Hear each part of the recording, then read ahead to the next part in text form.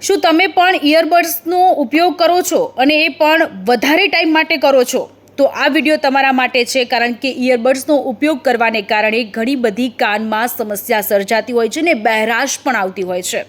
Famous singer Alka યાજ્ઞિકને કારમાં ભયંકર બહેરાશ આવી ગઈ છે અને એક આખી પોસ્ટ તેમને દ્વારા કરવામાં આવી છે કે ન્યુરો ડિસીઝનો તેઓ ભોગ બની ગયા છે. જો તમે પણ આ જ પ્રકારનો ઉપયોગ ઇયરબડ્સનો અથવા તો હેડફોન્સનો ઉપયોગ કરતા હોવ છો, લાઉડ મ્યુઝિક સાંભળતા હોવ છો, તો તમારે પણ અત્યારે ચેતી જવાની જરૂર છે, કારણ કે જે વસ્તુ અલકા યાજ્ઞિક સાથે ઘટેલી છે એ ઘટના ઘણા બધા લોકોની સાથે પણ ઘટેલી છે અને તમારી સાથે પણ ન બને તે માટે તમારે ખૂબ જ ધ્યાન રાખવાની જરૂર છે.